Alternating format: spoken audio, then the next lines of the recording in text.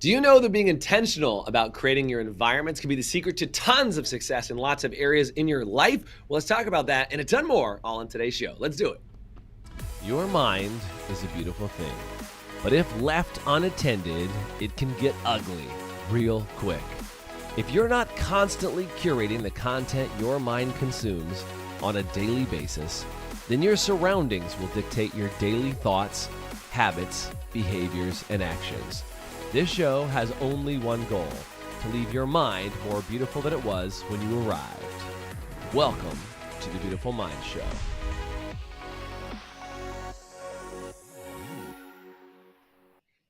Welcome to today's Beautiful Mind Show. My name is Jason Everett, and if you're on with me live and you're hanging out, do me a favor and say live in the comments. I'd love to find out if you're out hanging out with me and kicking it with us live. We're talking about intentional environments, and I've got a friend of mine with me today, Holly Fox. What's up, Holly? Glad to have you on as well. We're talking about environments. What's up? How are you? Yes, I'm super excited to be here, and I can't wait to talk about environments. One of my favorites.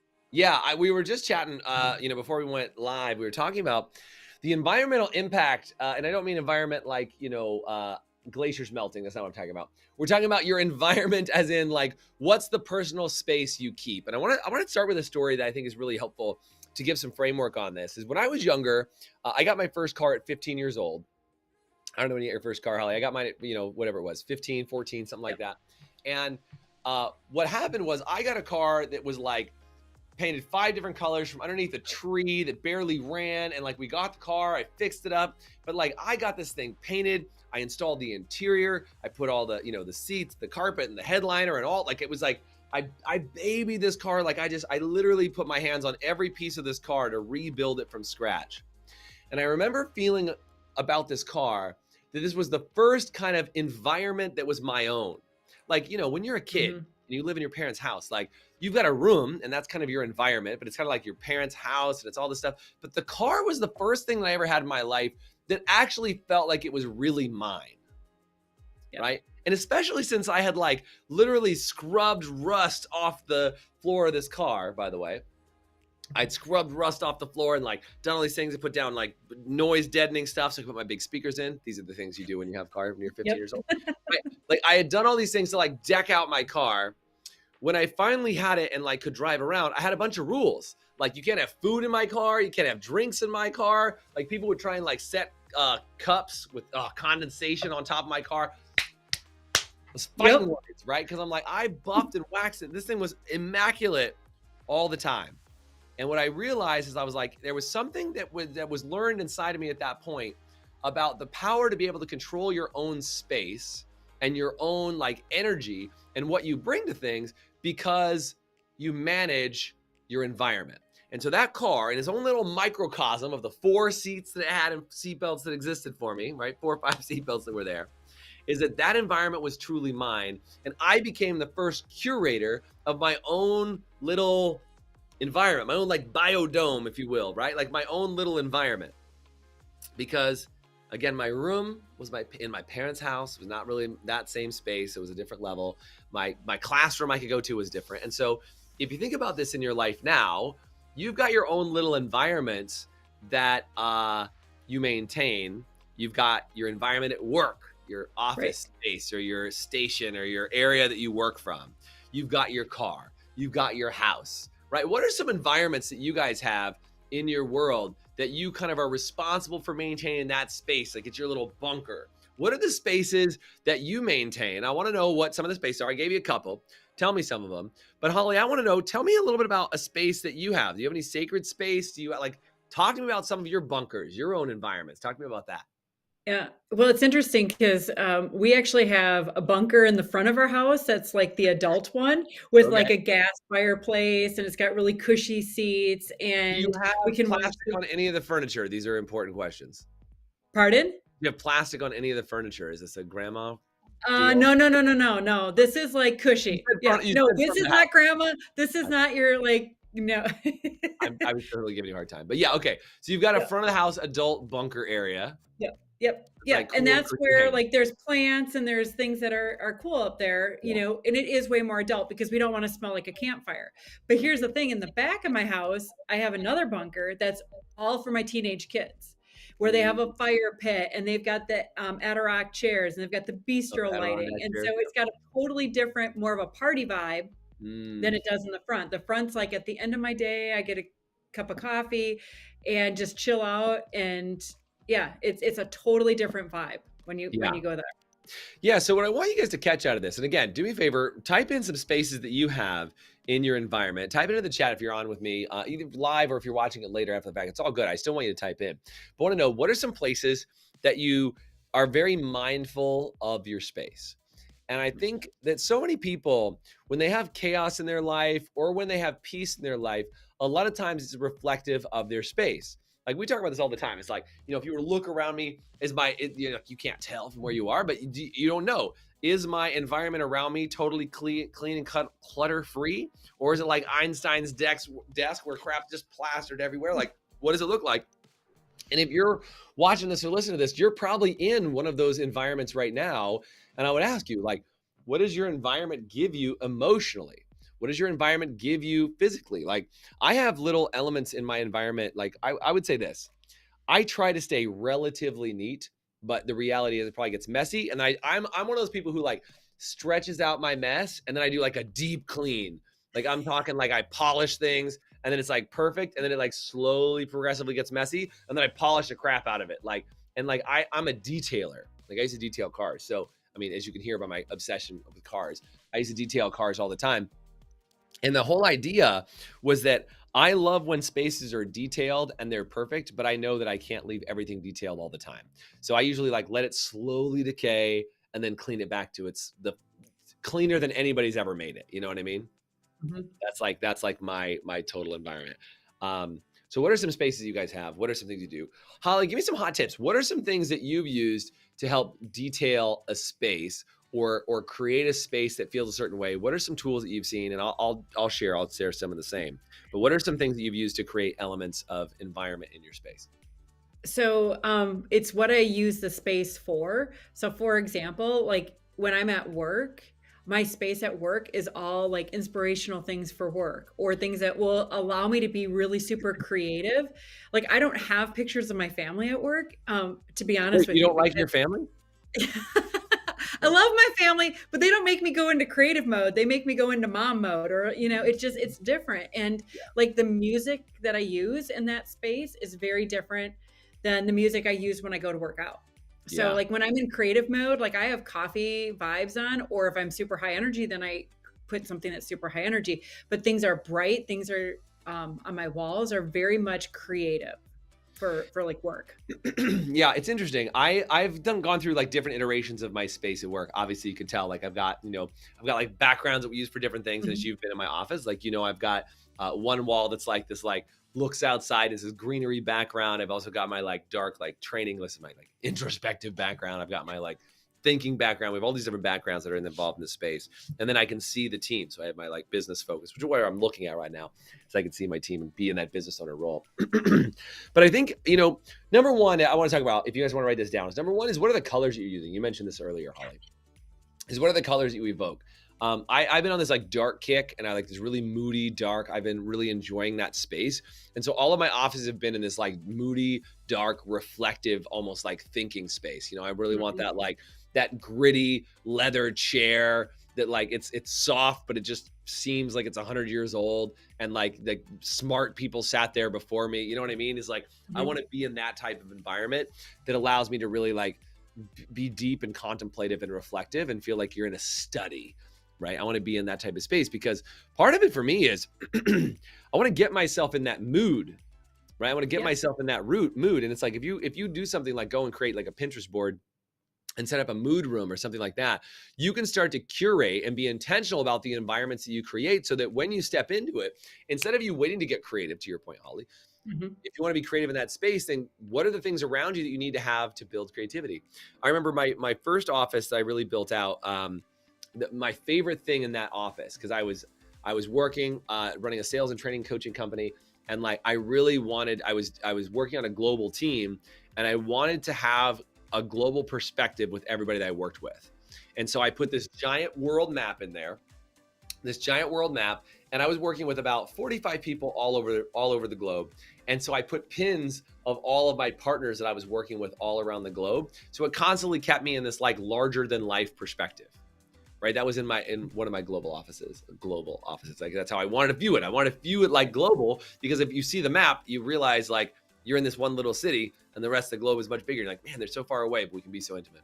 When I used to run a lot of national tours all over the U.S., I just had a map of the U.S. in the city, because people were in my office, because people would say, "Oh, I'm in Kansas City." I'm like, "Where's Kansas City?" You know, us Californians, we don't know anything outside of like Nevada.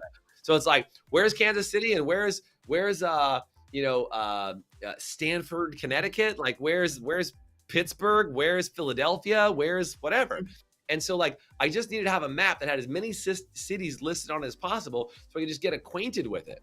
And I know that sounds like really some simple things, but I want you to think about it is like, if you want to have a perspective of looking at your reality and say, you know, you want to be the biggest force in your area or your region, like put an image of your region in front of you. Put an image of the country in front of you. Put an image of the globe in front of you, because your focus or your zoom in or zoom out will dictate it. I think even if you're like, hey, I want to know what are the little areas that are nearby me that I want to have an impact in. And like Holly, depending on your business, like if you have a local business and you're drawing from, 10-mile radius or 20-mile radius, what does that look like? Do you pin your clients that are up on the wall? Like what do you do to help kind of get your mind on that space and that environment you're creating? Those would be really cool. So one is colors. Another one is like, what gives you perspective, right? On something like a map. Another one you want to add, Holly, that you think is helpful for mood spaces, as well as being intentional about creating those? I like something that grounds me inside of my space, So or that like, look, some people might know what grounding means, but what does grounding mean for you? so for me, it's something that like, if I start to get a little more scattered of something, that kind of brings me back, that centers me. Mm. And so like, I like to have a carpet underneath my feet, or something that kind of feels almost more like grass. Because then I'm like, oh, I can totally, gets me grounded. Another thing that I like inside of my spaces is something that allows me to think. I know it seems kind of weird, but paper clips or squeegee balls or something like that, that allows me, because I'm one of those people that I think better when I've got something in my hands. Yeah, that's it. It's funny you mentioned you think better when you have something in your hand, because I have this on my desk at all times. It's like literally my little it's like a fidget box that I can sit and flip and mess with while I'm talking, because I'm with you. And I'm also leaning on my grounding mat that's here on my desk, that's literally plugged in the wall, that grounds me physically. There's really some interesting energy just around being connected to physical spaces rather than being detached from what those grounding things are. So it's like I don't build up any static electricity and things like that in my environment, because most people are wearing rubber shoes. We've had that chat before on Beautiful Minds, right? Of like being able to get yourself grounded in a place that gives you some sense of stability. But yeah, I think you got to decide. It might be photos of your kids that ground you.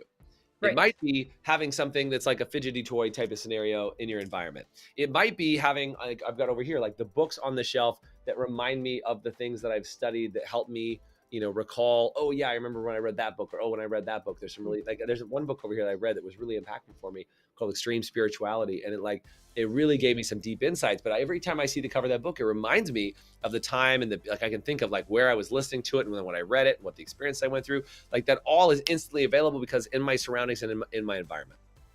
So when you talk about this intentional environments, I'm going out of town this weekend and going to go up to a cabin on the lake.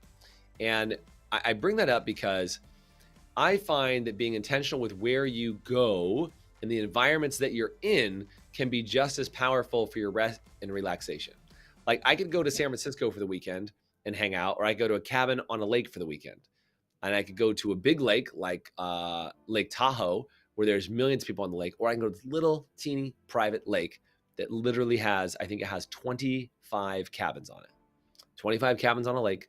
It's a pretty good sized lake. Yes, random public can go there too, but there's only 25 places to stay on this entire lake. And that's a very different level of intimacy and introspection, and like just the environment itself. Like this cabin I'm going to, they have, there's no power at this cabin. They do have running water, and they do have propane. So there's like propane lanterns that we have to turn on, but no power. There's a landline that you can get phone to, and they do have internet there, but you have to put the solar charger out for 3 hours to get an hour's worth of internet. Like that's how much internet there is there. So like that is an intentional environment. And so, if that's it, like what would you do if you spent and we're going to be there for a week. So what would you do if you spent 7 days in a cabin, effectively in the middle of nowhere? You might bump into some people, and we're going to take our boat out. We'll play. We'll do all those things. What would you think you'd want to get accomplished there? Is it rest, rejuvenation? Like, just think of that for yourself. And I want you to comment in the comment section, right? Is what would you do if you spent a week at a cabin with, only 20 neighbors on the entire cabin, 20, 25 neighbors? It was really private, really peaceful. What would you do? Is it rest? Is it relaxation? Is it rejuvenation? Is it insights? Like, what would you do that would help create that mode for you and put you in a position to be in a certain mood? What would you want? It's interesting that you're saying that, because what comes to my mind is like my road trips with my kids. Like we do a lot of road trips with our kids. We do at least one every year. And we did one a couple years ago with our son-in-law too. And we use those trips to find out more about each other and to create connectivity within each other. And I think that too is like my mom at $90 a gallon. That's a very expensive introspective trip. Yeah. But yeah, I mean, you're spot on though. I mean, how many of you guys have built lifelong relationships on road trips? If that's you, do me a favor, say road trips in the chat. How do you see cultivating the environment of a road trip, Holly? So make that a better trip? Well, we always do cards. We do these reflection cards. Oh, cards. Okay. Cards. Yeah. And so, for example, we went on a road trip, a 15-hour road trip with my son-in-law. And I mean, we had known him, but it was just us. Our daughter wasn't with us. So we actually bought a deck of cards and we read the cards, and it started to spark conversations with us. Like, you bought cards that had specific questions on them. They're called reflection cards. Yes, reflection cards. And so it really created, and you couldn't go anywhere because you're in a car. You're driving around to answer these questions for the next. How many hours were you in this car? 15 hours. Sweet mama. Yeah. And so, it was things like that. And then two is it was a winging it car trip. Like we brought some snacks, but we knew we were going to eat along the way. And that was part of it, like to see, like, what are you going to do when you get to this restaurant? Like, and unfortunately we ate at Hardee's because that was all that was on the pike. The only thing in the city was burger. Yeah. We're driving to the middle of, cross country, but it really, that to me is like, you're setting yourself up for that connectivity. And like when I was a teenager and my mom always wanted me to have one of those conversations with me, like, I'd done something, and I couldn't get out of the way or out of her, like slam the door. And leave the conversation. You couldn't run away. You were trapped in a car. Yeah, that's a really interesting thing. It's interesting. My wife and I did several road trips down to Los Angeles. So, I live in Sacramento, or outside of Sacramento. I drive to LA. It's 6 to 8 hours, depending on how many times you stop and what you do. But usually takes about 8 hours. And I will say that those runs, I probably built some very interesting friendships, and my wife and I got to know each other a heck of a lot better, because to your point, you're just kind of trapped in this car ride for that set amount of time. I mean, I've driven out to, like, with friends, we've driven out to Las Vegas. That's about a 12 hour drive. Like, and you really do either decide to kill each other or not in some of those environments. You know what I mean? And again, I think it's important, and like what you said, Holly, about creating the intentional environments, is that can be a mode where you either curate it well and have good conversations, or it's awkward and uncomfortable and you play random games. You know what I mean? Yeah. So I mean, that's an interesting part on there. Yeah. So I think road trips are really good. I think that's very powerful. What are some other examples, guys? I'd love to know from you guys. Type in the chat for me. What are some other environments you've curated or created space that have been very powerful in your environments? And I'm going to talk about one that we have inside our house. Is that, like, you can call it different things. I've heard people talk about this as Zen zones or private zones. Like, a lot of people don't have like a room that they can call their very own, but sometimes it's just a space inside of a room that you can call your very own. A little corner that has a couple things that make you feel a certain way, that make you act a certain way, that make you operate, that you go to as an opportunity to reflect and do it. And for me, that's part of why, I mean, most of you guys know, if you hung out with me or I talk about it all the time, so hopefully you've heard it, but I bought a property. Holly, you've been out there, right? Been out to the property. We bought 10 acres. We want about 10 acres on this property. And my favorite spot is on our deck, just looking out over the property. One of my favorite spots right outside our door. And like, it's just, there's something about that spot on our property out of all the spots. There's other great spots for views and all kinds of things, but there's something about that spot that gives me like foresight. It gives me insight. It allows me to see a bigger vision than I've seen, because you've seen how far that view is, right? Yes. You can see how far it is. And it's just like, I just feel like whenever I don't feel like I'm playing a big enough game for myself, or I'm stuck in some drama or some problem or some obstacle or some issue or some whatever, if I stand right there, it very quickly puts into perspective how big my problem actually is. Yeah. Right? And that's like, I can do that every day. That's part of why we move to that property, because the environment you create and cultivate around you will dictate how you see the rest of the world. And for some of you, you're like, great, Jason, cool. I don't have a view. Okay. Well, can that be? Just a space? Can it be an environment? This might sound crazy, and I'll bring it up right now too. But like, if you've not tried virtual reality, like this is one that I just want to throw that out there, is that for people who don't have a lot of space and they want to feel what it's like to view over an expanse or go do that. I know this sounds crazy, but like, I have had some really incredible virtual reality experiences that have been allowed me to put myself in this completely different environment and mindset shift while you're sitting on the couch or in your living room, and you can still have that reflection. So maybe you're like, I don't have money to travel, or what, I don't know. You decide. If you do have money to do those things, put yourself in those positions. I can't tell you how many times I've said, like I was just down in, last week I was in Huntington Beach, and then 2 days later I was out in Orlando, and then I was back in my property, like all those places. If you can put yourself in a position that you change your perspective or you change your environment and you put yourself in that curated reality, it will redefine how you see yourself. And I can't stress it. Getting out of your own environment, because all of your problems exist in the space that you always see. Right? That's why people, when they get divorced or get married, they move into a new house. Right? Or you buy a new place. Like, I feel like a new person in this new house, even though it could be the same size, or it could be way bigger, or like I mentioned up on the front side, buying a new car. Yeah. Right? Changing out your environment. I know a lot of people are like, oh, I've had my same car for like 15 years. I'm like, you might want to change it out just for the idea of what's your progress. What are the things that you value? How do you do it? And what do you need to take on? Yeah. Yeah, 100%. It's when you're talking about that too, is like going on a trip or on like a vacation or just getting outside. Like we were on Zoom together for how many ever years, 2 years, and forever. You had said It was forever, yeah, Zoom only. Yeah. Forever, yeah. Yeah. But it was like, get outside and put your feet in the grass, or just get up and walk around. And to your point, it's like, if you are feeling like you're stuck in one area, getting up and moving to another one was really super helpful, because it gave you a different perspective. And like, even in your office, if you're feeling like, oh, I'm just not getting where I need to be in my business or in my family life or something like that, going somewhere else for a different type of perspective, work somewhere else, go to a coffee shop and work somewhere else, and see, is that movement going to help you in your thought process of how you do things? Yeah, I have a good friend of mine. His name's Taki. Some of you guys heard me mention Taki. Maybe he occasionally watches the show. But anyway, what I love about him is that every time I talk to him, he's in some other random environment. Like when we have quick chats, we usually do them on video. But he's always like, oh, I'm at the taco shop, or oh, I'm down by the beach, or oh, I'm here. And what I always appreciate about that within his conversations is that's an intentional reality shift that he does to just continue to mix up his space. And I think sometimes we can get hung up on like, all of our conference calls or chats or whatever we have to do are in the same seat, our butts in the same place. And it's like we have our space that we feel comfortable.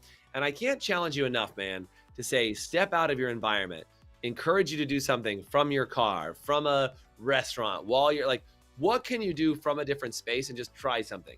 What if you worked part of your day from a cabin or an Airbnb or a hotel or a coffee shop? I would just encourage you to try something from a different place, because what you might find is the energetic shift that happens from changing your environment and putting yourself somewhere else might be that extra shift that you need when you feel stuck and you feel trapped, you feel constrained. Change your environment and it will change everything.